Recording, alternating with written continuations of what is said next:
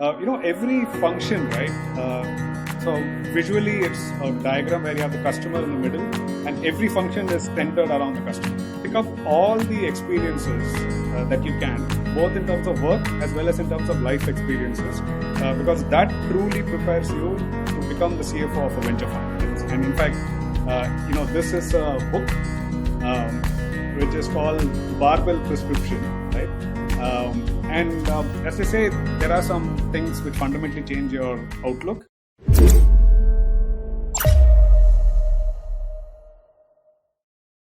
Hey there, welcome back to another episode of COPATALKS, the ultimate CFO podcast brought to you by Bluecopa. Here, we bring you unfiltered access to conversations with veteran finance leaders covering key milestones and challenges in their journey through stories. Earlier in one of our episodes, Girish Chandra, a CFO, had mentioned that all finance leaders should somehow take up an operator or a non-finance role. Today, we have a live example where a core finance leader had become the head of CX strategy at a consumer startup. This episode is a long-due conversation with Shiva, a CFO turned investor turned advisor. Shiva sits out of the beautiful city of Singapore and is currently advising a lot of startups and founders there. Join us as we chat about his early days, his eureka moment at eBay, becoming the COO of a venture fund, staying healthy, and everything in between. Let's go. Hey Shiva, super glad to have you on the show. Hey Guru, thank you for the invite. Awesome to be part of the show. As usual, would love to start with introductions. Could you please tell us about your early days and the entry into finance? Sure. So, there are these formative years, and for me, my uncle was a chartered accountant, and that pretty much led me to the decision to be a chartered accountant, as simple as that. So I did my chartered accountancy, and that was pretty much my entry into finance. And post that, I had a stint in audit, where I worked with Deloitte Consulting. And after 2 years, there was a need to learn more and put myself out of my comfort zone. That led me to an MBA from IIM Indore. And post the MBA, I joined GE in Bangalore, doing FP&A as a global process. And after that, I had an opportunity to work at Intel, and that pretty much was my entry into the world of technology. And since then, I've pretty much been operating in the fringes or right in the middle of technology. That's a common pattern throughout my career. Got it. So these early stints across GE, Deloitte, and other organizations, were they core finance roles where you were day in day out doing finance processes and stuff? That's right, Guru. So they were all completely what I call as finance business partnering, where I'm partnering with a senior business leader to help bring the business forward. Got it. So that was a common theme around those roles. Got it. And what I would like to add here is, in a way, I was fortunate to start off with Intel. And 15-20 years back, Intel spoke about finance business partnering and the need for finance to be a value contributor. So that's pretty much been a common theme underlying my career. Understood. If you were to define a day in the life of Shiva, let's say 15 years ago, right? What would be the most common 3-5 items you would do on an everyday basis? Okay. So, several years back, it would primarily start with what are the priorities of the leader I am partnering with. Yeah. And how do I add value to that priority? I did a stint where I was in charge of an R&D cost center. So the priority was to optimize costs, right? And then I moved to stints where I was partnering with the leader on driving revenue optimization or revenue generation. So every single activity of mine was geared towards adding value to whatever was key for him. Got it. Or her. Yeah. Understood. Great. So right after that, I couldn't wait but ask. There was this particular stint at eBay. But what's very peculiar is that you went on from being a finance leader to a head of CX strategy. I've done customer success very early in my life, and I know they are miles apart, right? I mean, though there might be some overlap in terms of thinking, but executing is operations is miles apart. So how did this happen? How did you go about doing it really well also? Okay, great question, Guru. Thank you for asking that. So, what I realized after about a decade in business finance, I realized I was stagnating in terms of my thinking as a finance person. Right, while I was doing well in terms of vertical growth, in terms of my thinking, I was stagnating. And the saying goes, the teacher appears when the student is ready. And I was looking for something to move me out of my comfort zone, and that led to a chat with John Courtney, who was at eBay, and I told him exactly, this is what I'm looking for, and he said, okay, look, Shiva, I'm looking for an athlete who can do multiple things. So come on over, it's going to be a wild ride, and everything will change for you. And that stint turned out to be probably one of the best stints in my career in customer experience, because while I got to do some finance, I also added a lot more tools like critical thinking, like strategic thinking, system thinking, customer operations. And that, in a way, helped me become a better finance business partner. Got it. So, in a way, it's the equivalent of cross-training. If you keep doing the same thing, you will hit a ceiling. So, when you cross-train, you go back and it becomes much better than before. True. This is very interesting, and I'll tell you why. A few episodes ago, in fact, the very first episode that we did in Copa Talks, the speaker is Girish, right? He's the CFO of Variant Medical Systems. He mentioned that all CFOs or at least finance leaders by default have to do some operator or non-finance roles for a few years during their stride to becoming a CFO, simply because understanding the breadth of the business is super important. Now, given that you walk the path, it's very interesting that you also quote the same. So I think this looks like a trend. So what do you think about that? Absolutely. As a finance person, right, typically the feedback that you get from your business partner is be more customer centric. And the best way to do it is experience it yourself. So when I was at eBay, I was listening into customer inquiries and calls. And since then, whatever I do always puts the customer in the center of everything.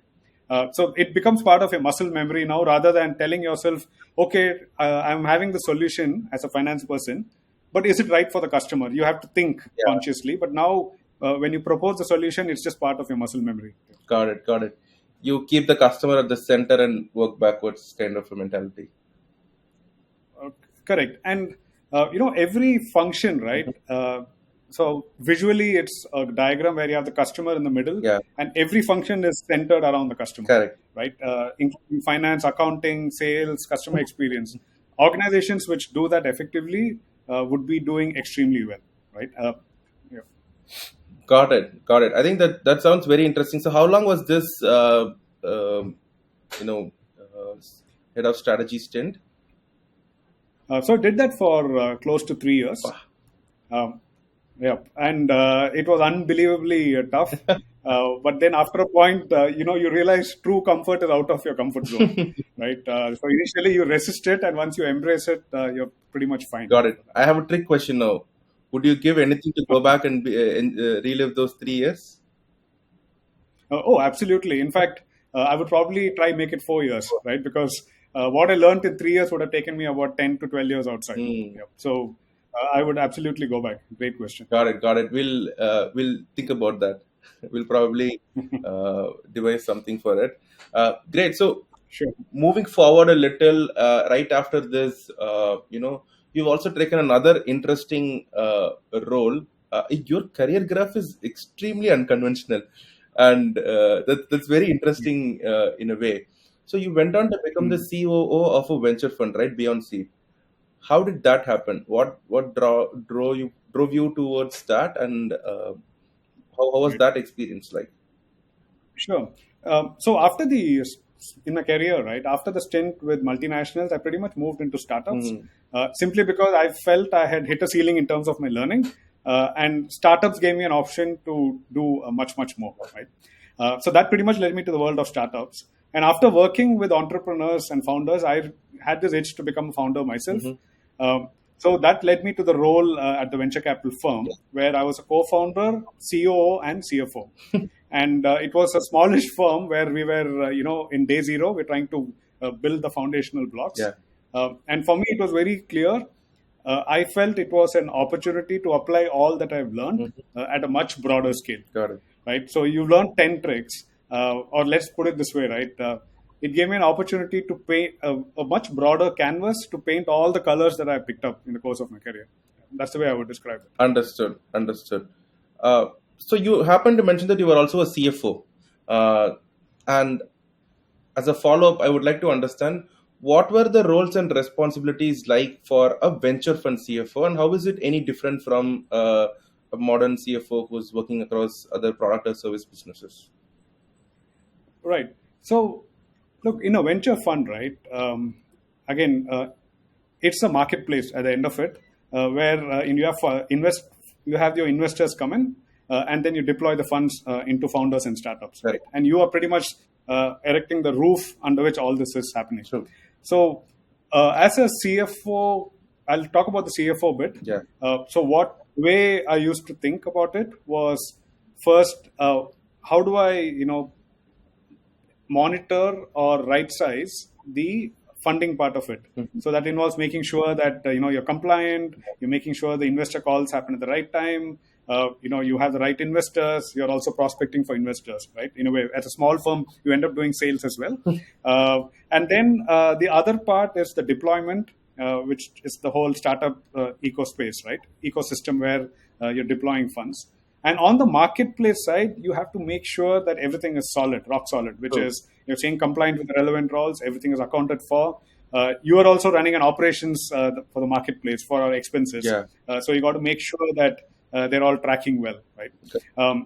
So those are the broad components. But for me, the biggest aha was the scale at which I could deploy all that I've learned in the startups that we deployed our funds in, because you then in a way tend to become a CFO for multiple companies. You are helping them strategically. You're making sure that the money is invested the way we want it to. You're partnering with them and driving the business forward. So those are the broad aspects of the CFO role. And lastly, as a COO, you again have to think operations, right? So at the same time, in just fixing all the systems, you're fixing your CRM system, you're setting up your accounting system, you're setting up your FP&A systems, so that the engine runs smoothly to facilitate all these. I think the eBay stint prepared you for all of this. Absolutely, right. So again, I start thinking of it as a marketplace. So you've gone through a business model, and then you just go apply that business model wherever relevant, and then you optimize the model. Makes sense. Understood. If you were to define a few metrics that would critically matter to you as a CFO of a venture fund, could you name a few? Right. So what, instead of making the answer very specific, I just like to pull back a bit and then speak broadly about the metrics, right? Yeah. So again, in terms of the metrics, it's very clear. On the investor side, that's a metric that you have. You measure how efficient are you bringing in the funds? Do you have enough for whatever you're planning to do, right?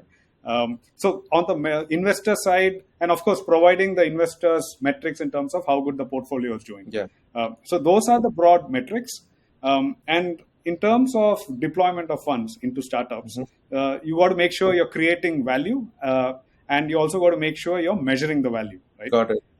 So all the metrics need to be, around what is the valuation increase year on year or month on month. You're figuring all those metrics out.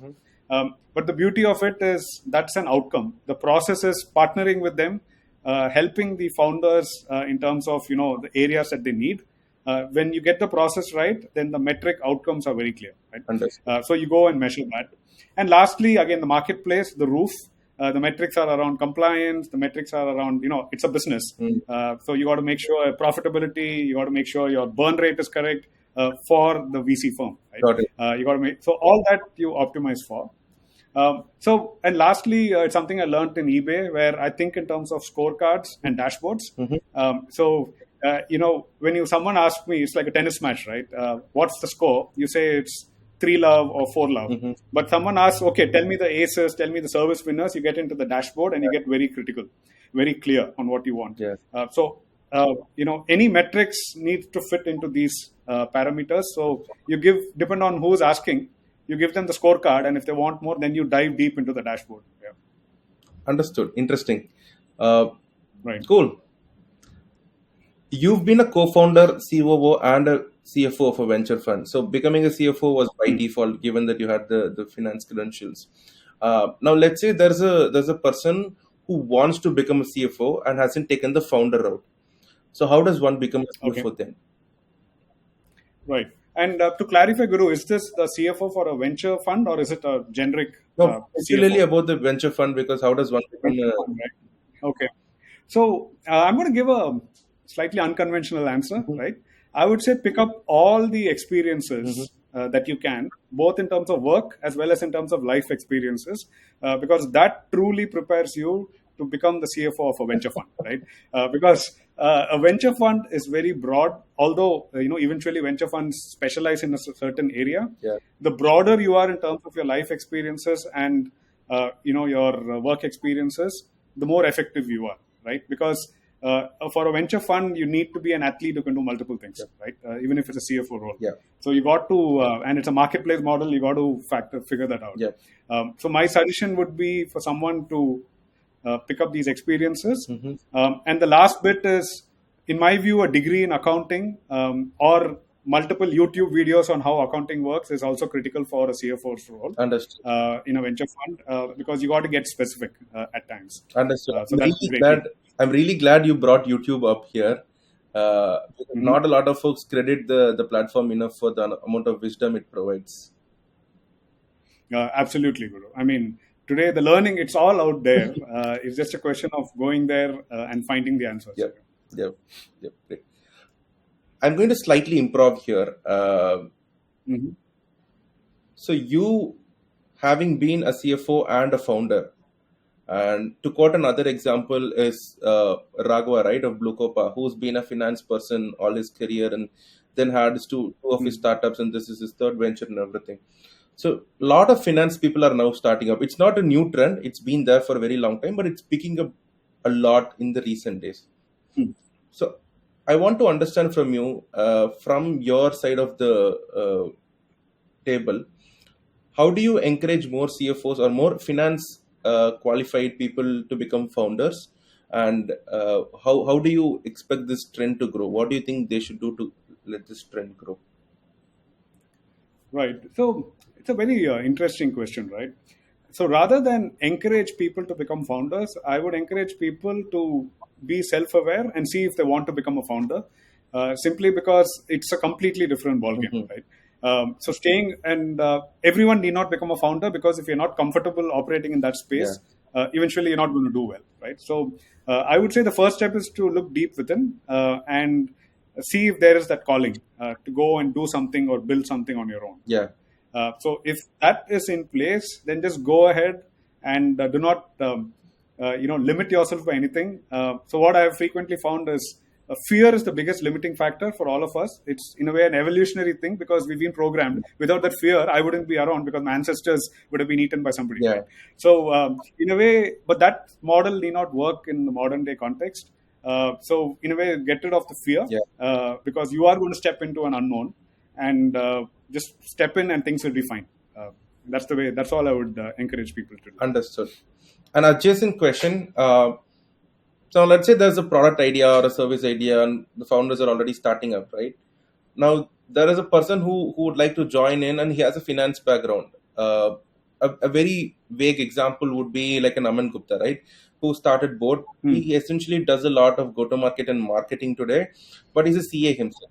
So he's now pivoted, though he looks into finances every once in a while, but he's core marketer today. When a finance person joins the founding team or the foundership, most cases they are picking up something different.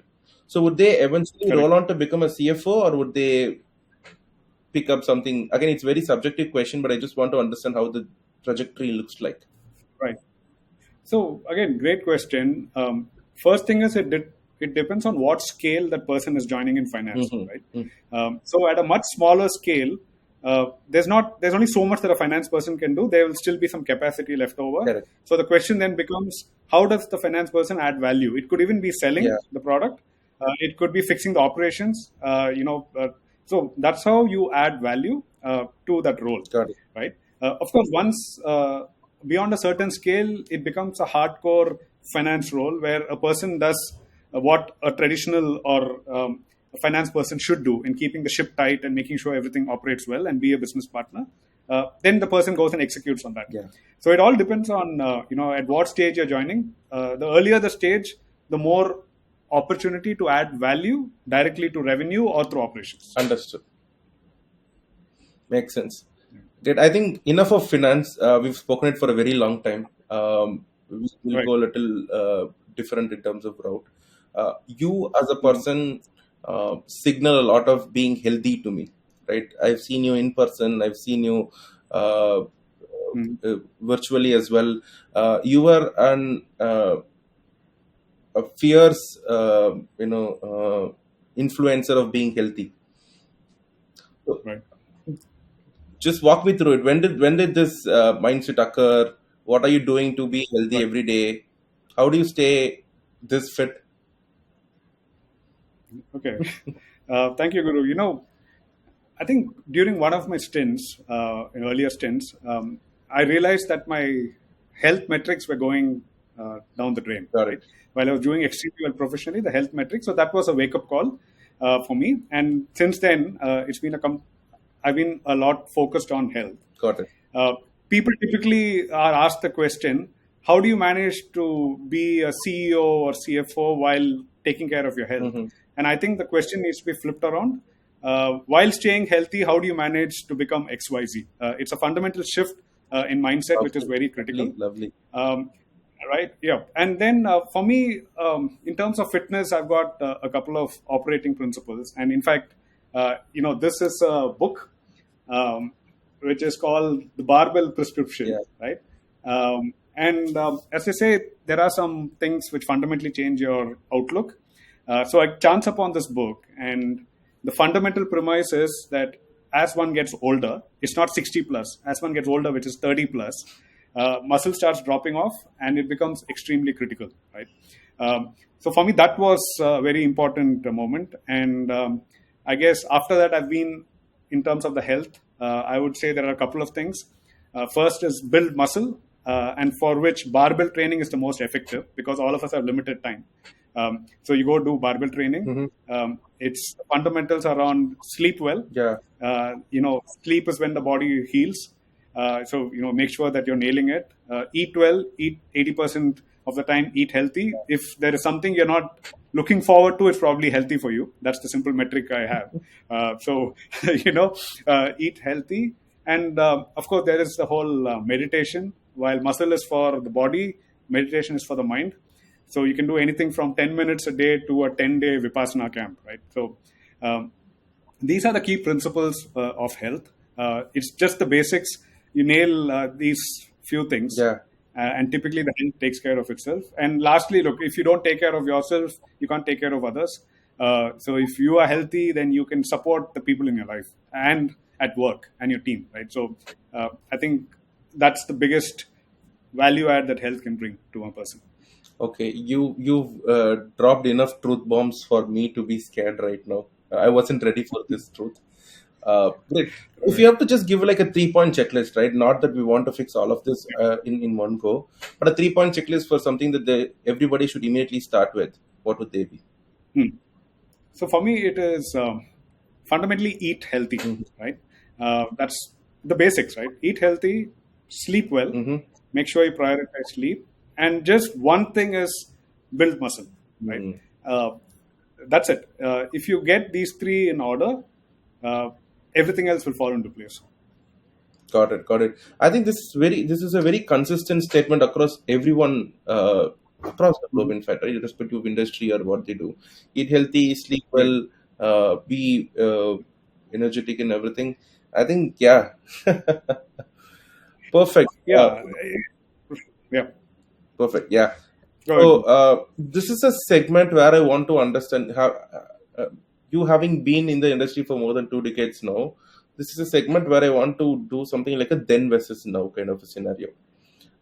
Right. So in the last 20 years of you being in finance, what has evolved for the better? What has remained the same? And what has stopped existing that you're happy about?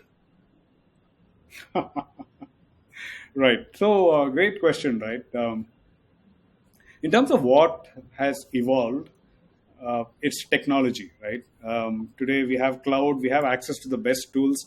Technology has come in and taken away a lot of pain points for us, and you have access to information. So all that is there. So that for me is something which has greatly evolved. Yeah. These are things that we take for granted now, but 20 years back it was a completely different ballgame. True. Right?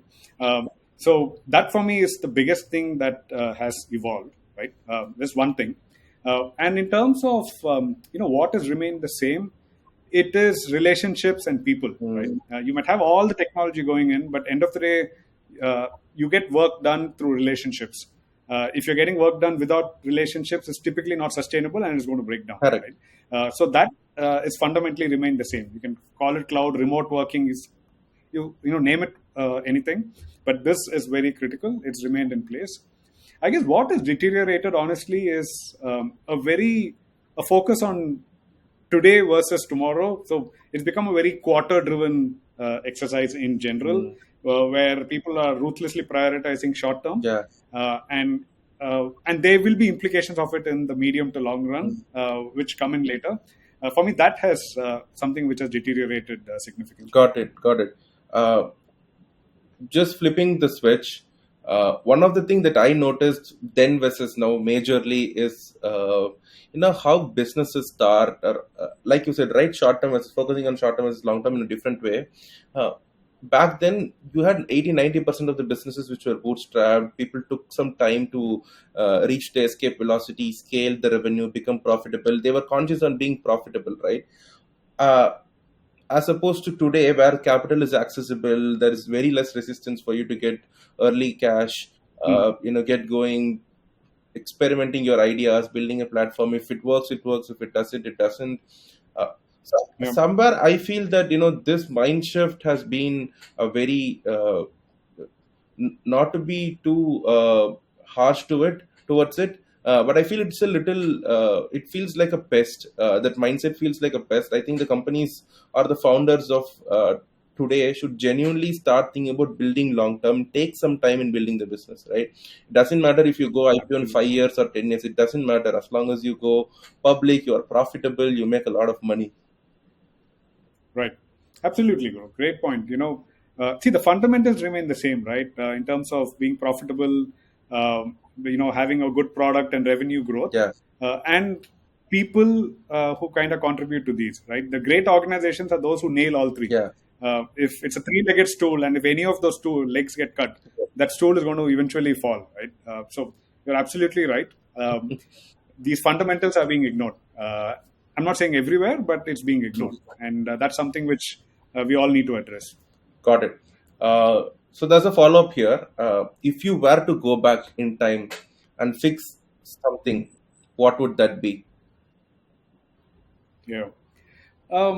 See, for me, it's the biggest thing I would fix is I did my chartered accountancy along with my graduation. And I probably would defer my chartered accountancy after I finish my graduation. Simply because I think that's an age which is a formative year, and there is a lot of intensity because you're managing your graduation, you're doing your chartered accountancy. So I would probably would have let my mind expand a little more if given the option. Yeah. I still would have gone back maybe and did a CA, but I would have done it probably in a more balanced or holistic frame of mind. So that's just one thing that probably I would go back and fix. No, this is the first time I'm hearing someone saying that, I would probably learn again, but I would learn differently. As suppose someone saying, probably sees that opportunity in life or probably taken that opportunity. Great. Very interesting perspective. Cool. So we are here at the last segment of the conversation, which is mostly towards, the most important buzzword in the history today, which is AI. I would love to start knowing by what is the bullish trend you believe in the finance industry, followed by how do you think AI can impact the finance industry. It doesn't have the bullish trend doesn't have to be AI. It could be anything. Yeah. Could be anything, right? Yeah. So I think AI is not just a buzzword. It's completely changing everything. Every part of life it's changed, right? Yeah. If you're not using AI, you're behind, right? So I'd like to build the answer this way. So first is fundamentally in terms of the future of the finance function. Anything which does not add value AI is going to come and take it away, right? And it's for the better because it's going to automate things. In fact, a lot of what Bluecopa does is exactly that, where it's taking away these things which can be automated. It's looking at the system and coming up with solutions, and that frees up time for finance to go truly add value to the business, right? So for me, AI is an enabler of this, and it's going to help finance move from being a cost item to a profit item, right? A profit center item. So that's for me is clearly where things are going and will go, and how finance needs to think about adding value to the business, because no amount of AI can replace a really good finance business partner. True. Because that's when the nuances come in and you work. That's when the magic happens, right? Yeah. So I don't think any amount of AI is going to replace that. Makes sense. So I had a weird statement that Neil, my founder, and I were chatting about. We were mentioning that irrespective of whatever AI comes, it's the human who decides how the money flows, right? Eventually, at the end of the day, who spends, who earns, is something that still a human decides. So AI is significant, cannot replace finance in that way. Absolutely, and as long as it's half art, half science, AI can never come in and take away the art part. They can always take away the science bit, but the art bit is something which humanity still, is excels at, right? So True. Absolutely right. True that. I think we should evolve in being better artists now than Absolutely. Perfect, great. I think such a riveting conversation with you, Shiva. Really enjoyed it. Thanks for taking the time. Looking forward to more such conversations in person and virtually. Absolutely. Thank you, Guru. It was a pleasure to be on the show. Excellent questions. And in a way, as you speak through the questions, you kind of learn in the process, and you can't wait to go back and reapply some of these. Absolutely. So it was a pleasure. Thank you for having me on the show. Thank you, Shiva. Have a great day. Bye.